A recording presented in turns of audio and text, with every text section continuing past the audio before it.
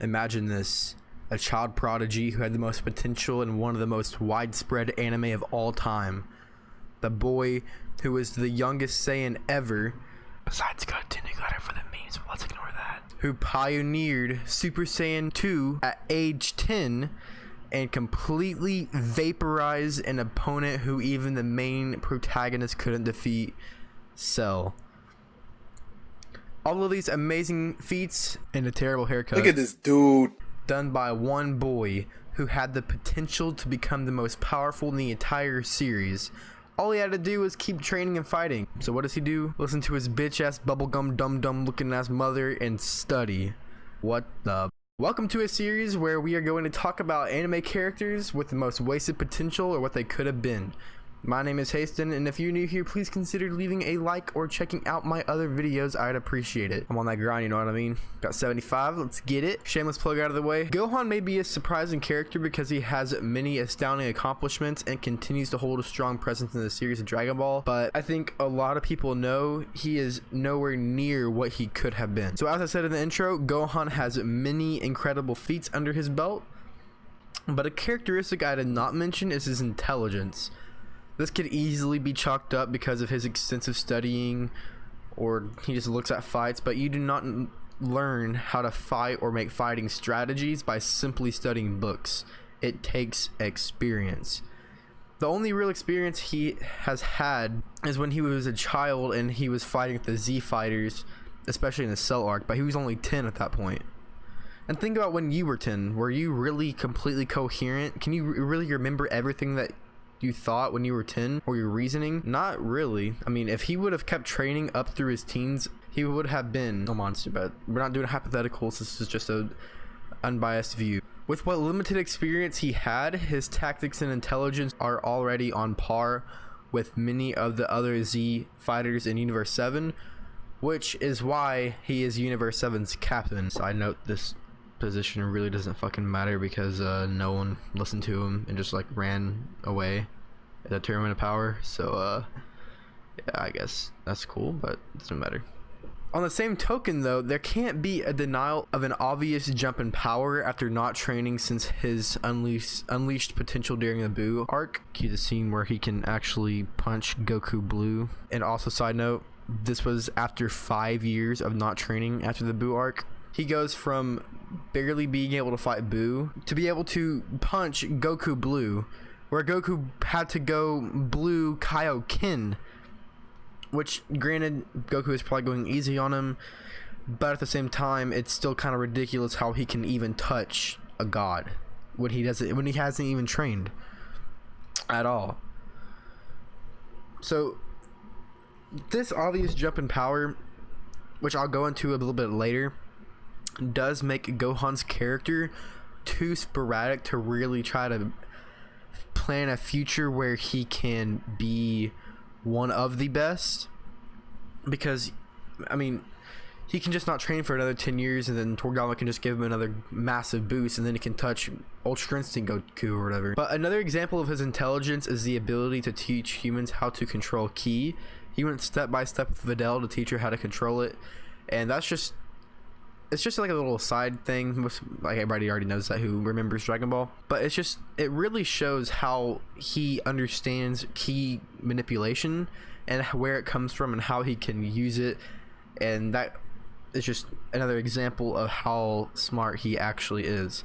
So with all of these features combined, if Gohan kept training rather than giving it up altogether, there is no doubt he would have become one of the strongest in all of anime history, like Goku, eventually even surpassing Goku, simply because he is a half Saiyan, which are stronger. And when Goku and Gohan were the same age, Goku was fighting much weaker opponents. So Gohan was fighting freaking Cell, and Goku was fighting humans when he was a kid. But also that's because Toriyama was thinking of Dragon Ball as a completely different thing back then. He didn't even think about aliens or anything like that.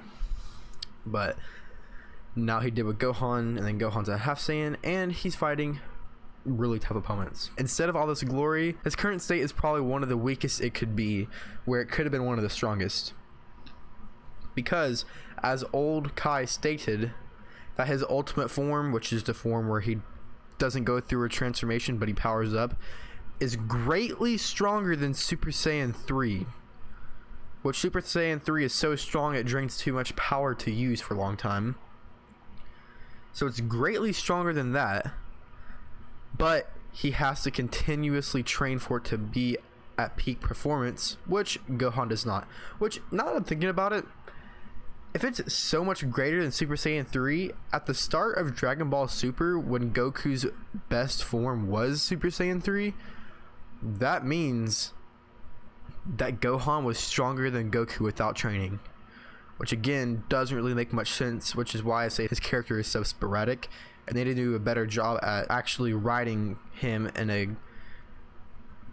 continuous basis that makes sense. So, where does this leave Gohan for the future? Well, Gohan did not perform very well in the Tournament of Power arc. As a matter of fact, most fans speculated Gohan would have some sort of massive role in the tournament because it was definitely set up like that. He would surprise everyone. This was a result from the fight between Goku Blue and Gohan, where I mentioned earlier, where he actually touched Goku Blue, which doesn't make sense to me, but he did, and people were like freaking out over it. And that's really when he started to show promise again, and he wanted to get back into training and save his universe. However, Gohan has other ideas and gets knocked out by a speedy Beerus instead, which disappointed most people, me included. Everyone was itching for the redemption of the child prodigy who threw it all away for his study. The underdog coming back to surprise everyone with his newfound strength.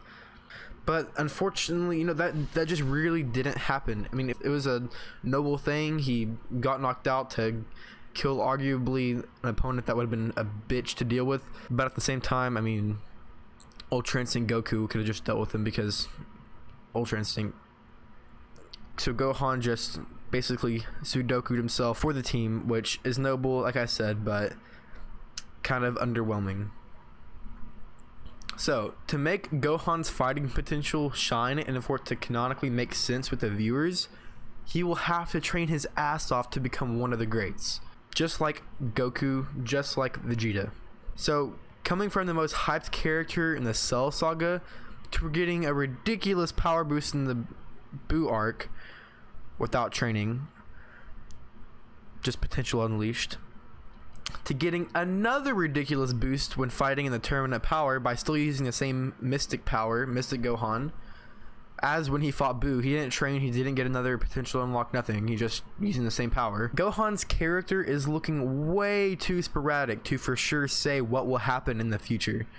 However, one thing that is certain is he will have to break into another form to come even close to Goku and Vegeta now. Between Vegeta's Super Saiyan Blue Evolved and Goku's Mastered Ultra Instinct, Gohan has a massive gap to fill.